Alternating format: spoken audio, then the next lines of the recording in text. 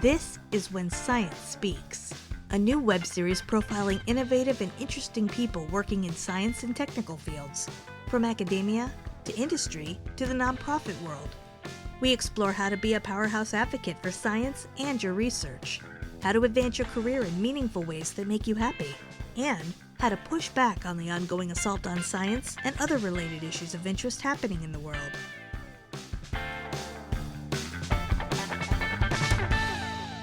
Hey everyone, it's Mark Bayer, and you are tuned to When Science Speaks. This episode of the show is sponsored by Bayer Strategic Consulting in Washington, D.C., which helps scientists get funding, gain influence, and build strategic relationships with the stakeholders who matter most in their professional world. Reaching those goals often involves effective translation of complicated research into engaging, jargon free communication that boils down complex topics to capture the attention of decision makers and general audiences. Interested in getting a free resource to help you do just that? Go to complexitymadeclear.com to get the 11 keys for translating complexity. That's complexitymadeclear.com to get your free infographic used by science communicators at major organizations to boil down, but not dumb down, complicated science and technical topics for key stakeholders. I am so pleased to welcome Dr. Kelly Ramirez to the show today. Kelly is an assistant professor at the University of Texas at El Paso.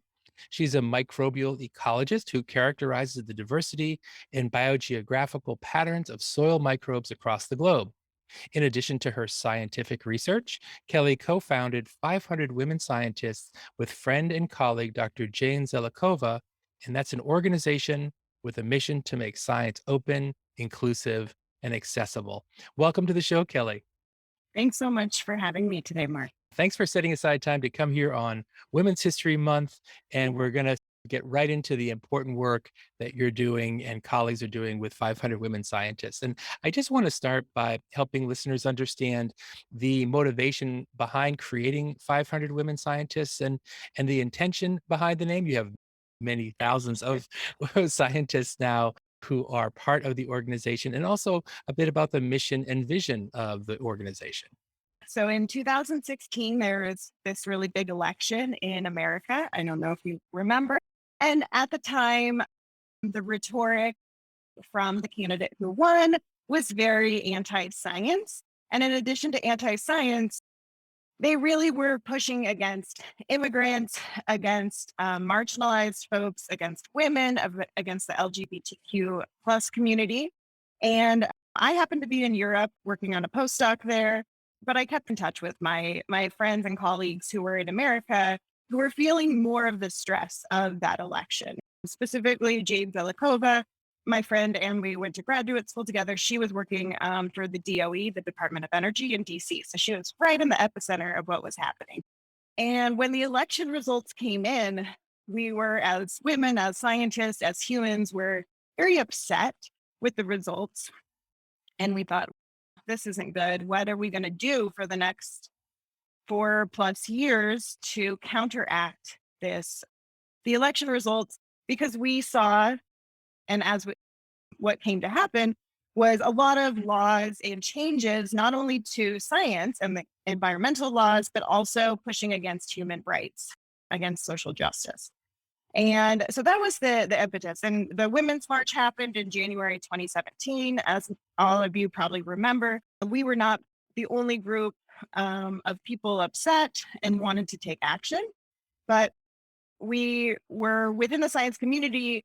We said, you know what, if we are going to stand up against racism and sexism and anti-immigration laws, then we need to start in our own community of science to start making a difference, because science is a representation of society in America, of society all over the world. We are humans, right? Scientists, there's this misconception that scientists are like robots that do their work and that they're not supposed to have opinions about what's going on in the world, that they can't be activists, which is really a misnomer. For centuries, scientists have been activists. And so we recognize that perhaps it was our turn to take up the torch. Many before us had been doing really critical social justice work, obviously outside of science, but within science as well. So we wrote a letter, and you can find that letter probably somewhere on our website still. Mhm. It's a little bit dated now, 5+ years later. But we wrote a letter calling the scientific community together to stand the hate and the rhetoric that the administration was putting forth, and to unite scientists against a common goal or mission, which is to make science open, inclusive, and accessible. And to do that, we need solutions, we need action.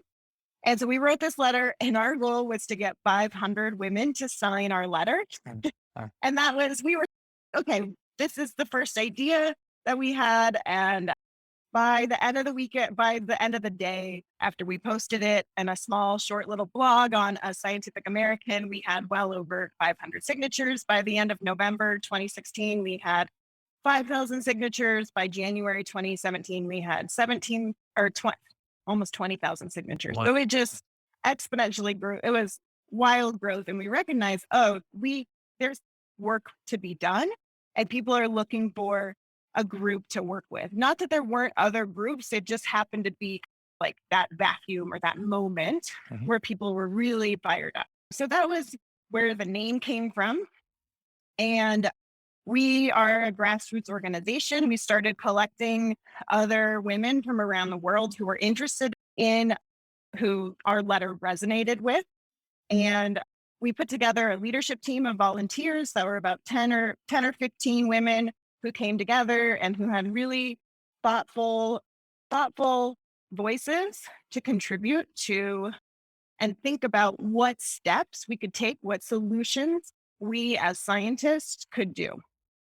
And by June 2017, we had our first meeting and we came up with our mission: make science open, inclusive, and accessible. I will point out that our original group of women were very white. We were also we were ecologists, and we recognized that we were not actually that diverse. And if we were going to make a difference, we needed the voices. We wanted to hear the voices and make sure we made space for the voices of the many other people who had been working on social justice and science, especially women of color, Black, Indigenous, and other women of color. And so that it was really, we spent a lot of time growing while we were writing articles and thinking about solutions. We spent a lot of time listening to the community and growing our organization. And in 2019, by that time, our leadership team had become much more diverse, and we had many more voices, not just in ecology, outside of ecology. And we had many more women representing the different backgrounds, Black and women of color. And they pointed out that this mission needed to be more specific. How are we going to make science open, inclusive, and accessible? And that was by fighting racism, the patriarchy, and oppressive social norms. So that's our full mission now today, which I think really drives the point home that you can't enact solutions, or you can't address the challenges, the problems that we have within science without really pointing out what the problems are. Thank you for that, Kelly. Really crystallizes in the mind exactly what was the trigger. It's funny, I started working with scientists at precisely the same time, right after in late November 16 and then 17. And I want to talk a bit about this sort of relates to what you were talking about as far as the inclusivity and how you go about doing that in a more specific manner, because 500 Women Scientists uses a decentralized organizational model with local grassroots chapters, which of course you call pods, that act with a certain degree of autonomy from the national organization. And I'd love for you to share with listeners how the pods relate to the national office. And maybe you touched upon this already a bit, but the strategic thinking that drove adoption of the model. Yeah, definitely. Yeah, like I said, this thinking about social justice within science is not wasn't a new idea when we started at all. And we recognized from the beginning that there were many different challenges that different communities face. So if we looked within our own ecology section of science, we have specific challenges. If we look within physics, there are different challenges, right? So each discipline of science, perhaps you could say, have different challenges. Mhm. Then when we started talking to women around America and around the world, because immediately not just because I was living in Europe and had colleagues there, but we had people reaching out to us from around the world, from India, from Europe, from Africa, and from Central and South America. And their challenges were different and looked different, and we're at a different point in a time spectrum, let's say, than the challenges we were talking about in America. And so we wanted to give that option or that autonomy for people to talk about the challenges that they specifically face. So I guess, for example, in my field of ecology, perhaps gender equality is it's a lot more balanced in ecology. There are a lot more, it's really, I think there are more women PhDs, women identifying PhD students, and there are more, the balance isn't so different in assistant professors. At the leadership level, at the highest level of professorship, there's still a gender imbalance. So let's say for that, for example, we turn to physics. There's a huge imbalance even in the undergraduates of women who are interested in getting a major in physics, or not interested, who are getting a major, because of course they're interested in physics. It's just not as welcoming of a community. So they're starting at a different point. For us in America, it's easy for us to have a women-led group and meet together and talk about solutions or the challenges that we're facing. In other countries, it isn't as easy to do that, and it is perhaps can be dangerous to people's lives. So there are different challenges, and we wanted to give people a platform to talk about what they were facing in their specific community. And that's how we came up with local chapters, or pods, as we call them, which is based off of orca whale pods, because Jane and I are dorky ecologists.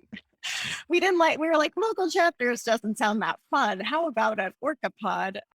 And so we set up this decentralized system where we, as the leadership, this volunteer leadership team, was coming up with ideas of what we wanted to talk about and what we thought was important to push, but then had pods meeting on their own in their own communities and sharing with us so we could amplify and or give them the platform or the microphone to share what they were facing.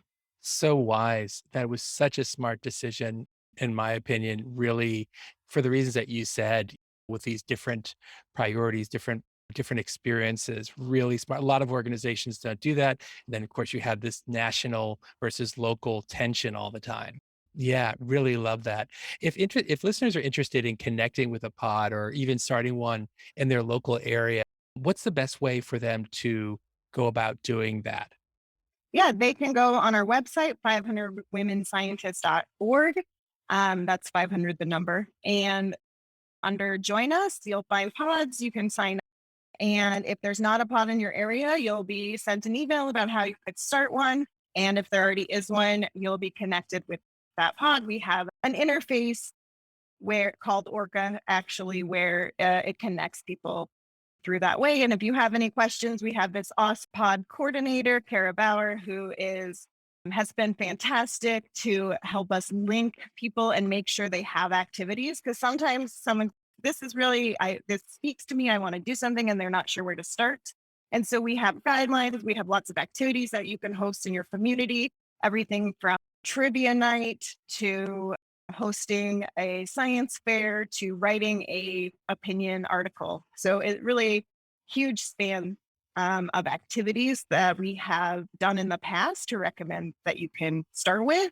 And then really, we've seen that once a group starts talking to their community and a few women get together, they really go off on their own and find things that are very specific to their community that are relevant.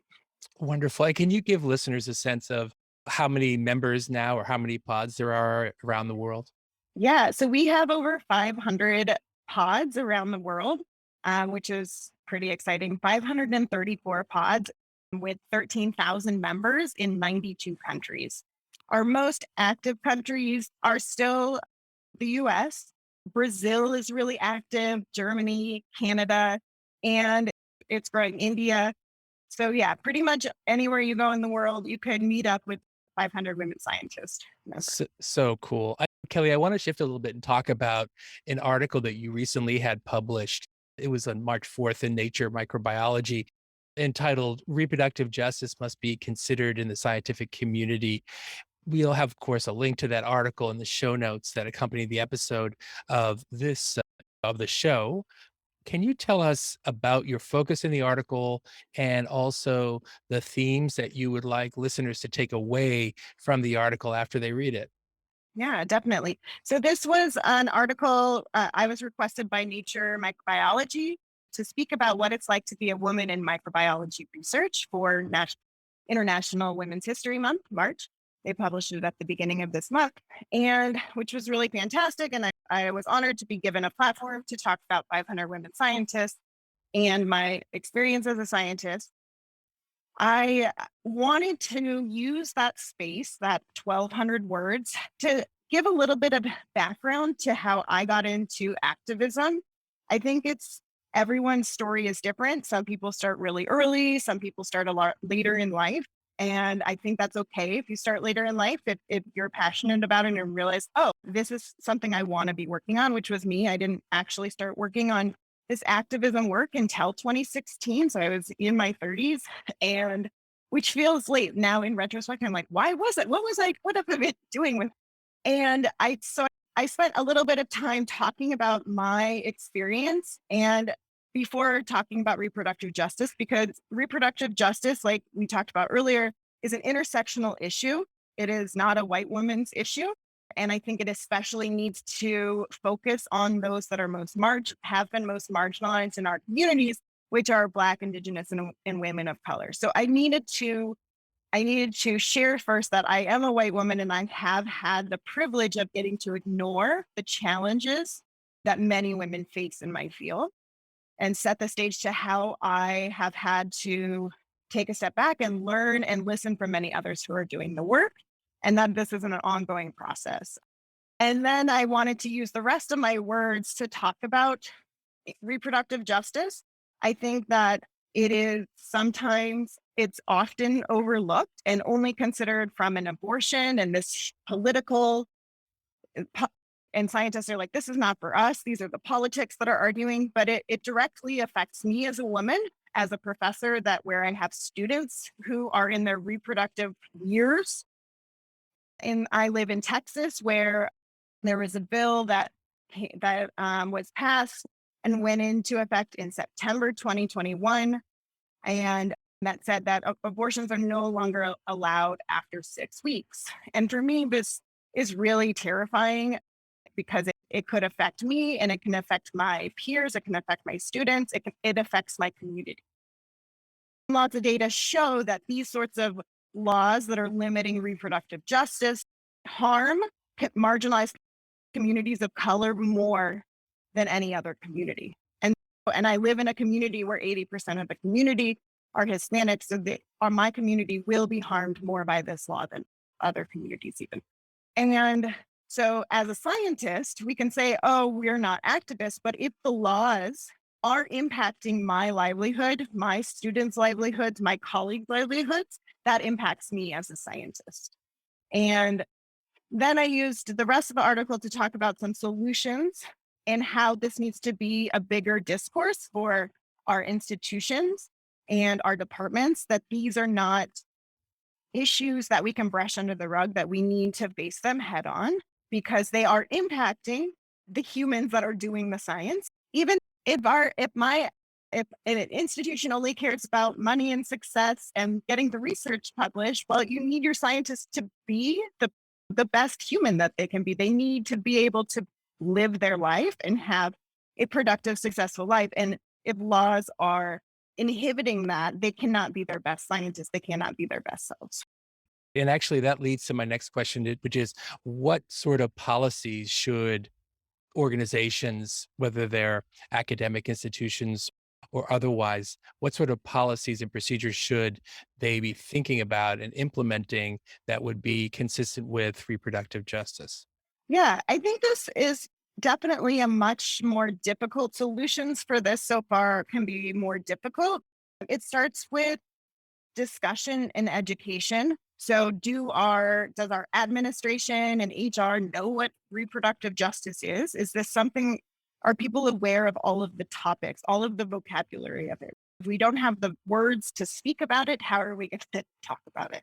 I think the next step is getting an understanding of what is needed by the scientific population, by the women and people with uteruses who have potentially, who are in reproductive years that these laws are impacting and how they're being impacted by them. We need surveys, we need to get data from them to understand where they are before we can actually make solutions.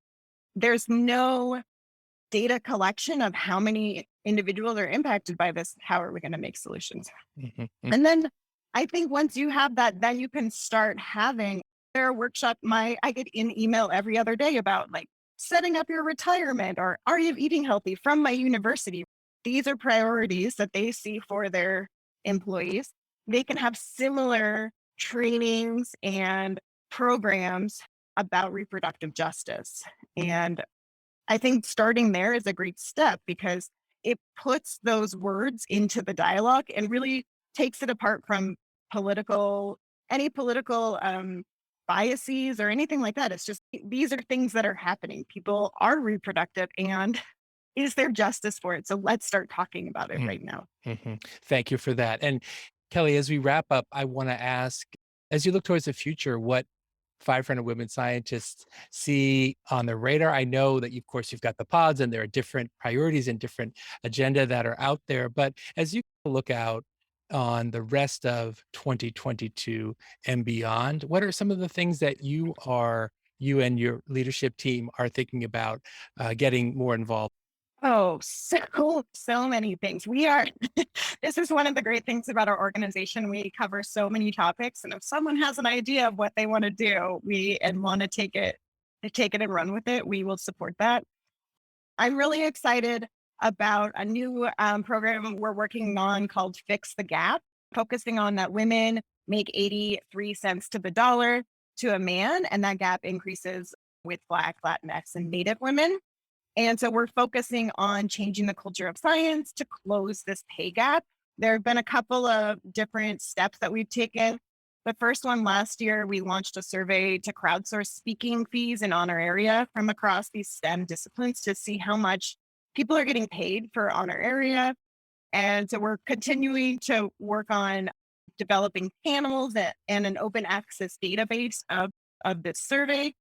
And in the long term, we plan to link this database, this Fix the Gap data, with our Gauge database. And briefly, I'll shout out to Gauge. It's a global access directory featuring 14,000 women and gender diverse professionals in the STEM fields. And so if you're looking for a woman who's in marine biology to interview for your podcast, Mark, you can go to Gauge and search marine biology. And perhaps you want someone from California, you can zoom in on California, you could zoom in on Chile. For anywhere in the world, women have signed up and not and gender diverse folks. They can also add characteristics about themselves if they want to share their race or ethnicity, if they want to share their LGBTQ plus background, they can do that. And so no longer do we have, can, can we say, oh, there were no women to interview for this article, or there were no women to have on this panel. We have this Gauge database. So that's continuing to grow. And really, it's, I think, making the information accessible so we can't say that we can't find anybody anymore. Yeah. The last thing I want to shout out to, and is related to reproductive justice. So a couple of years ago, we had a whole workshop on reproductive justice and led by a Black woman. And it was really fantastic. Hopefully we continue to work on those and develop those workshops because it's providing information and they're really fantastic. In addition to that, we have the Black Women's Collective, and this will include a mentorship program and resource center for Black women with support to prevent the quote leaky pipeline, which is a whole another problematic word, but another podcast. And so, like creating an incubation research center for Black women who Mhm. can do science together. So, those are some things that we're really excited about in the future. Wonderful. And I was just going to underline the Gauge database that you have, and we'll definitely have a link to that in the show notes. And I just saw how incredibly important that is to be able to, just like you said, to respond to this idea we wanted to, but we couldn't find. Yeah. So that's Mm. convenient. Sometimes it may be more difficult, but now you're making it super easy and you're going to continue to grow that and make it even more accessible. Just love it. Kelly Ramirez, it's been so wonderful to talk to you this month. Obviously, we're going to get this episode out into the world on Women's International History Month. And thank you for the effort that you're putting in, and you and colleagues to work on these critical issues for all of us. Thanks so much, Mark. Yeah, my team is fantastic. Check out our leaders, our executive director, and our staff on our website and see what they're working on. You can follow them on social media at 500 Women Sci, Twitter, Instagram, Facebook, and really fantastic team that I'm working with. And we would not be making a difference without all the voices that are included. Thank you. And listeners, thank you for being along on this episode of When Science Speaks. And I hope you'll be back next time for the next episode of When Science Speaks. Thanks for listening. Be sure to click subscribe. Check us out on the web at whensciencespeaks.com, and we'll see you next time.